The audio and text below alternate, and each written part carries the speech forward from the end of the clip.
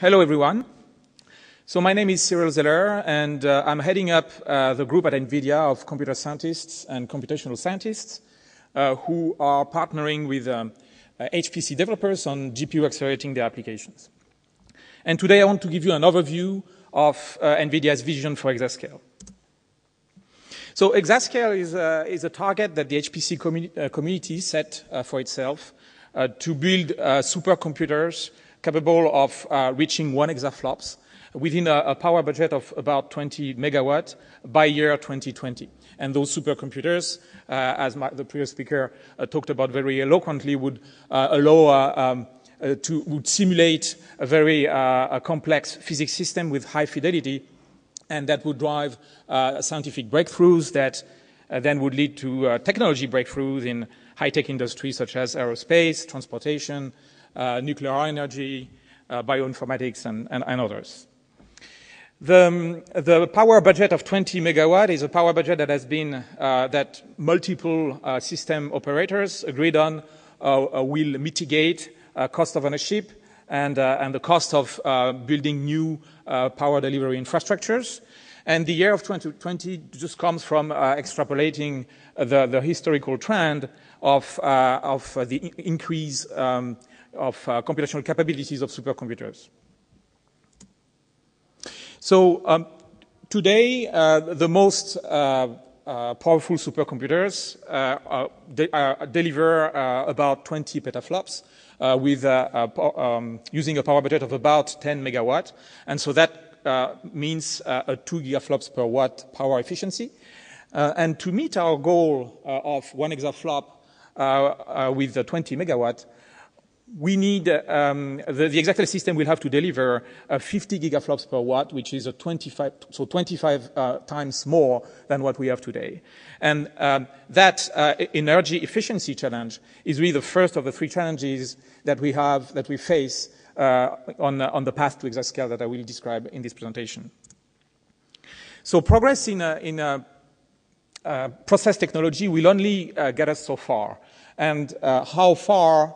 Estimates on how far vary from one expert to another, but usually they range in between 2 to 5x today's power efficiency when going from the 28 nanometer process, which is the process that computers like Titan and Peace-Daint use for most of their flops, to a 7 nanometer process, which is the process we are targeting for Exascale.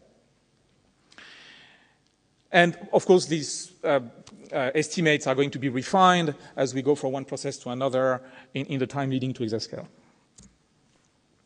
So we must, and so the additional 5 to 12x that we need in order to reach our target of 25x will have to come from innovations in processor architecture and circuit technologies. And that situation puts an emphasis on the need for very high efficient processors that is much stronger than it used to be in the past decades, where progress in process technology alone used to yield large performance gains through processor clock frequency scaling. That means we must harness energy efficient architectures. And today the GPU is the most energy efficient mainstream architecture. The NVIDIA Kepler architecture consumes about 100 picojoules per flop, whereas the Intel Ivy Bridge architecture is about 4 times more, consumes 4 times more. And the reason for that is that the GPU is optimized for a different type of workload than the CPU is. The GPU is optimized for throughput, that is fast processing of many threads in parallel, whereas the CPU is optimized for fast processing of a single thread. And the CPU is optimized for latency. And the CPU reduces latency through many techniques like speculative execution, out-of-order execution, and through large caches. And all those, they add a lot of energy-hungry overheads per instruction. In contrast, the GPU hides latency behind computation. That means that when a thread waits for some instruction to finish or waits on data to come back from memory, then the GPU schedules every cycle during this waiting time. It schedules many other threads that are ready to process, to execute. And so the GPU does not need all those techniques that the CPU employs, and that results in low overhead per instruction. And that energy efficiency advantage that the GPU has over the CPU is the reason why today a lot of HPC systems are GPU-based. So where do we go next? If you look at this curve, you see that the energy efficiency of the GPUs has increased, kept increasing since 2008. And that should come as no surprise, because that's really NVIDIA's core business, accelerating computing efficiently, and that's our primary focus, and will continue to be. And so you can expect that we'll keep pushing the envelope here in terms of performance per watt, and our next architecture, Pascal in 2016, will be even more efficient than any other architectures, and beyond that, other architectures will keep making them even more energy efficient. So that slide illustrates with numbers the key fact that data movement costs much more energy than data processing. And that fact is guiding and will guide all our hardware and software efforts toward higher level of energy efficiency. Another important fact is that there is a large disparity of cost between accessing the various memory levels. Accessing a remote on-chip memory through buses is an order of magnitude more expensive than accessing local on-chip memory, SRAM. Accessing local off-chip DRAM is 2 orders of magnitude more expensive than accessing local on-chip SRAM. And in the same way, accessing a remote DRAM in another node in the system is 2 orders of magnitude also more costly than accessing local DRAM in the local node. So the main strategy to reduce energy is to improve the physical locality of data in order to minimize the cost of moving it. And so the first step in this endeavor is to switch to a stacked memory, and that will happen in 2016 with our Pascal architecture. And so stacked memory is DRAM that is integrated in the same package as the processor, and that leads to much shorter interconnect between the processor and memory, and also wider interfaces, which leads to higher memory bandwidth. And so the Pascal stacked memory is expected to be about 4 times more energy efficient than Kepler's off-package DRAM, to be able to deliver about 4 times higher bandwidth, and also be able to offer about 3 times larger capacity. So NVIDIA research is also investigating architectural improvements to improve physical locality. One of the features that they are looking at is a hierarchical register file, which introduces a small so-called active register file that is closer to the data path and therefore faster, and that would be used to cache registers from the larger, slower main register file. Another feature that they are investigating is malleable memory. Malleable memory adds the ability for applications to configure on-chip memory, decide how much of on-chip memory should be dedicated to registers versus cache, whether the cache should be hardware managed or software managed, whether they should be, the cache should be private or shared. And that feature allows applications to minimize data movement by selecting the optimal hardware configuration depending on their memory needs. Another axis of research at NVIDIA is to optimize the single instruction multiple threads execution model that NVIDIA GPUs are based on. In the SIMT execution model, a single instruction is fetched decoded and executed for a group of threads, and this group is called a warp. The Kepler architecture is based on a spatial implementation of the SIMT execution model. That means, essentially, all the threads within a warp are execute the instruction in parallel across multiple lanes. The disadvantage of that implementation is that lanes will be idle and execution will be serialized in case the threads within a warp follow different execution paths, and that yields to suboptimal utilization of the machine. So NVIDIA research is investigating a temporal implementation of the SIMT execution model, where all the threads within a warp execute within a single lane, one after the other, and then multiple warps execute multiple instructions across multiple lanes. And that eliminates the problem with idle lanes and serial executions in the case where the warp diverges, that is, multiple threads take multiple execution paths. It also makes another optimization possible, which is called scalarization, whereby an instruction for which the source and destination operands are the same for a subgroup of threads within the warp will execute only once. And so scalarization reduces even further the total number of executed instructions. But one issue with the temporal implementation of SIMT execution model is that it does not amortize instruction fetch, decode, and schedule as well as the spatial implementation, because it requires more area. And so NVIDIA research is essentially exploring the trade-off between those two implementations. NVIDIA is also actively researching more energy-efficient circuits for signaling and on-chip memory. For on-chip memory, the two approaches that are being investigated are more efficient RAM designs that are more efficient than the current SRAM that is used for on-chip memory. And another one is circuits that would enable SRAM to operate at lower voltages. For on-chip signaling, we are looking at using low swing circuits as a more energy efficient alternative to the full swing circuits that are currently used today.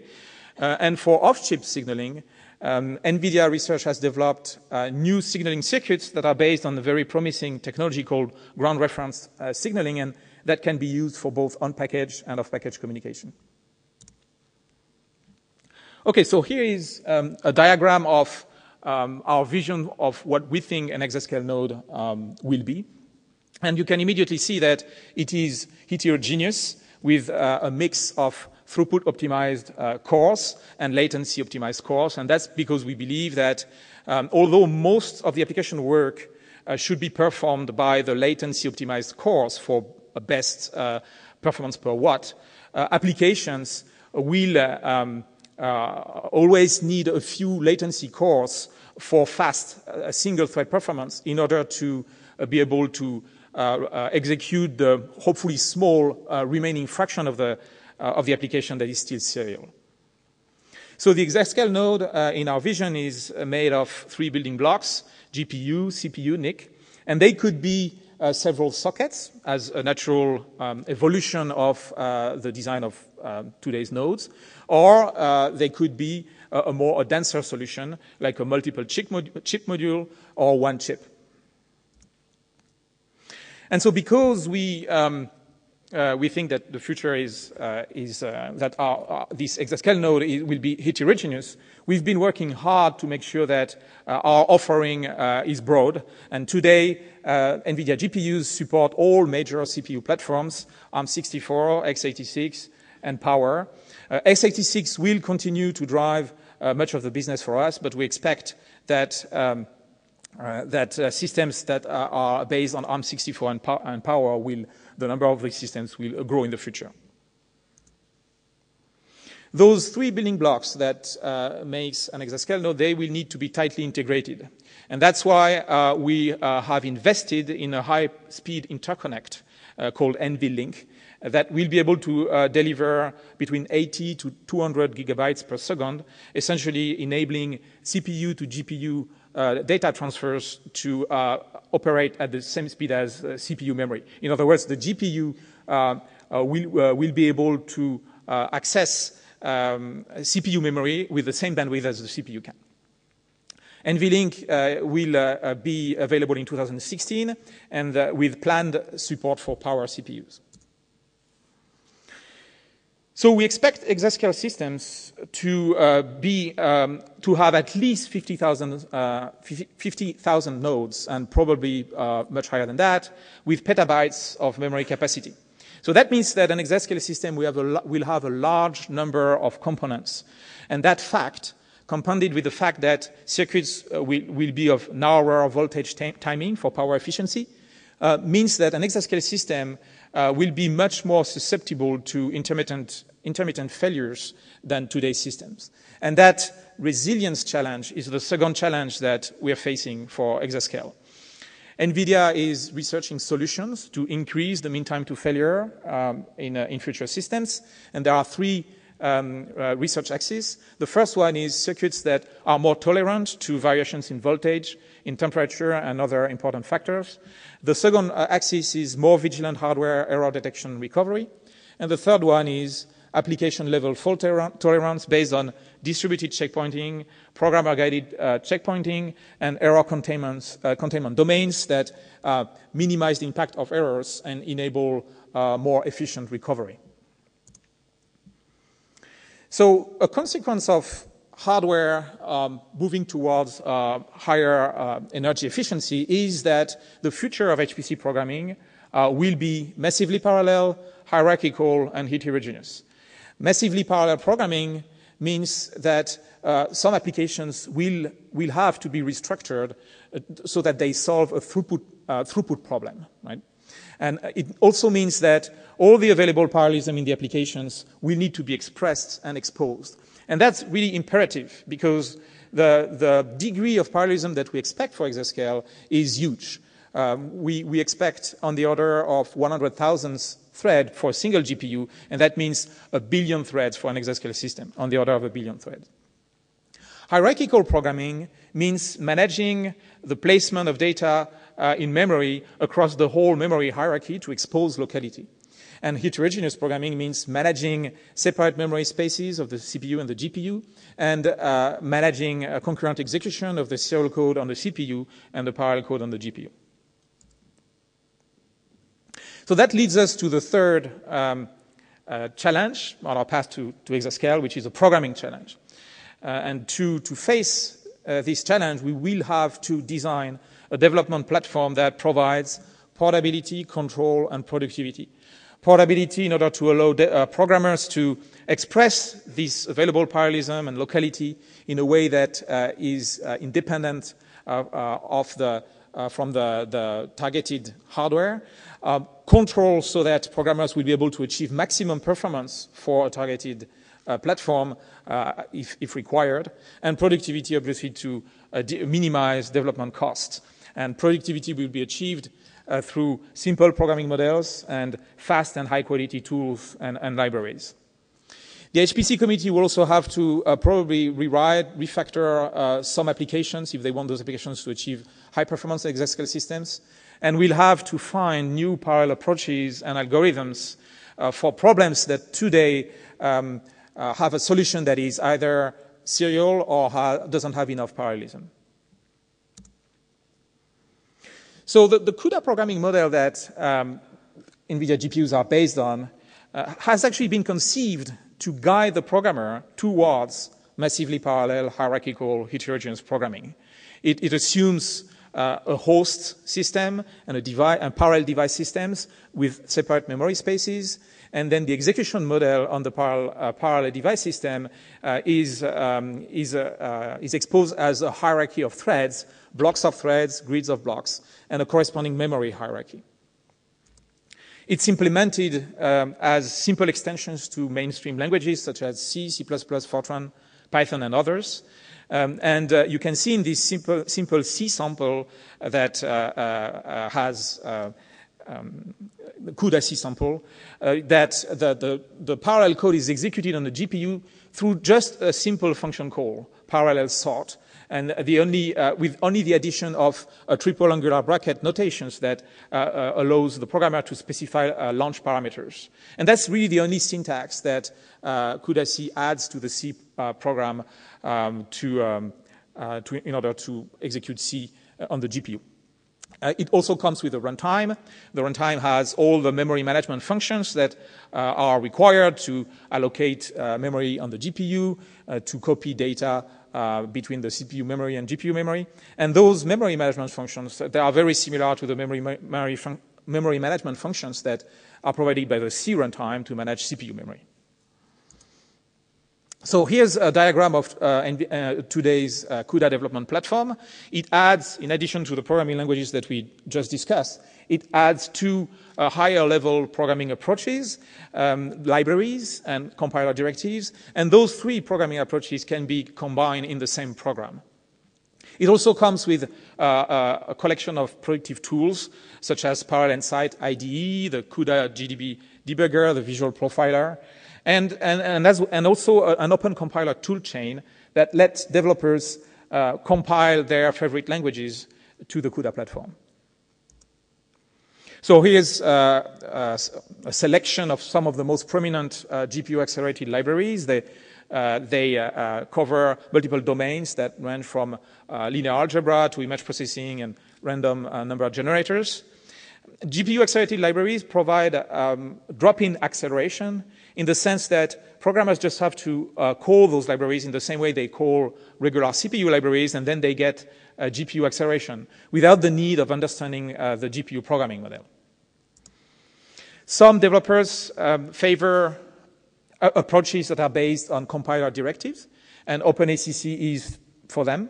OpenACC is an open standard for GPU compiler directives that are very similar to OpenMP directives. And the OpenACC specifications, as well as all the various implementations of those specifications by software vendors, are improving at a very fast pace based on the feedback of developers who use OpenACC today to GPU accelerate their applications.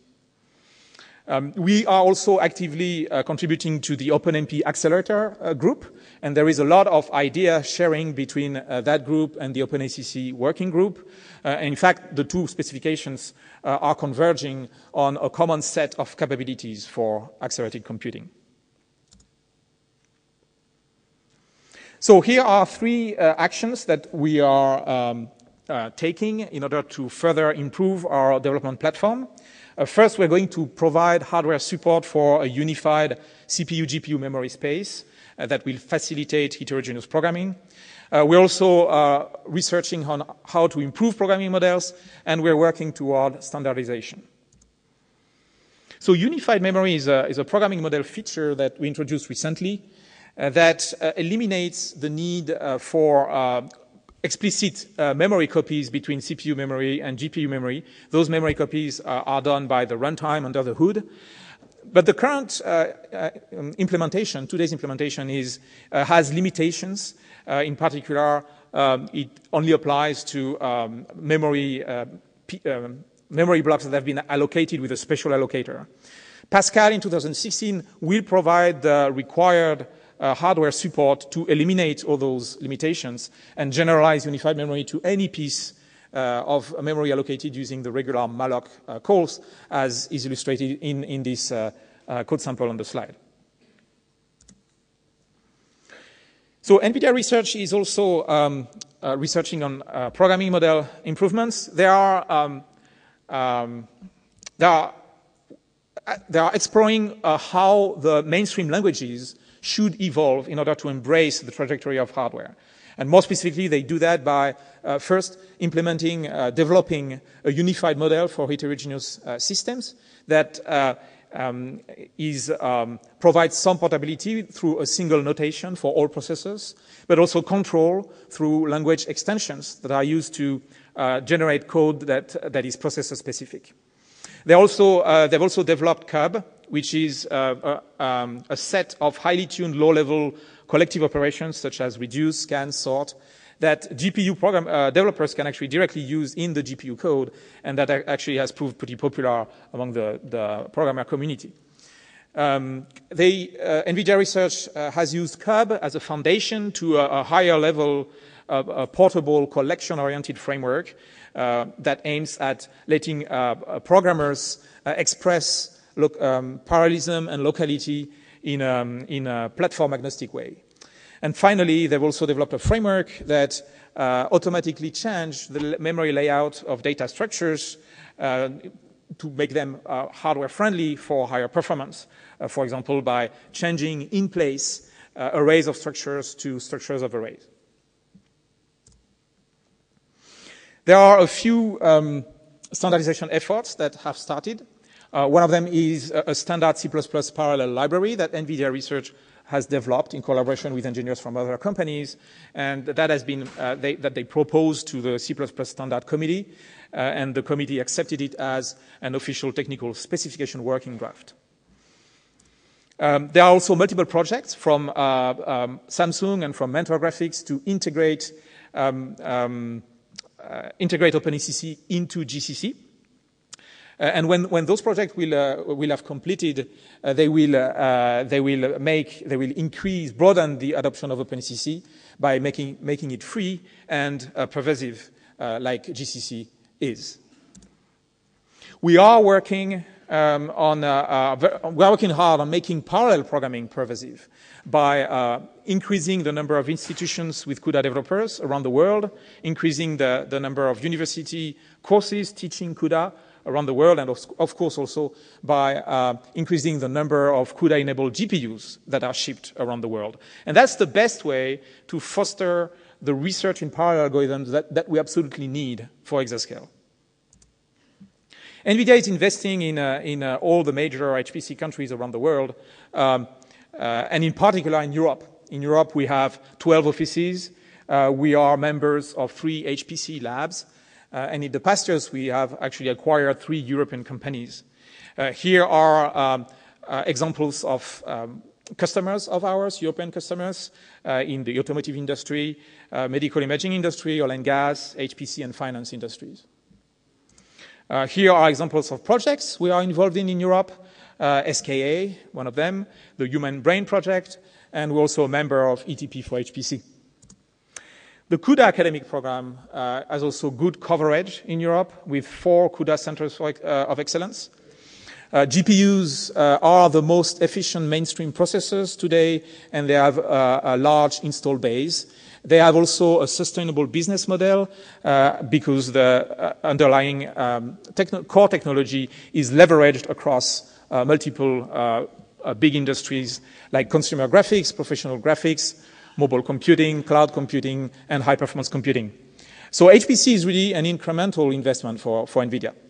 We are committed to HPC, fully engaged to meet the energy efficiency, resilience, and programming challenges of Exascale.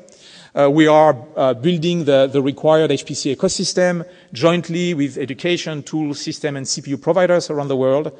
We are partnering with HPC developers to accelerate their applications and prepare those applications for Exascale. And we are advancing processor architecture and circuit technologies, research in programming models, software development platforms through a robust HPC R&D program. Thank you very much.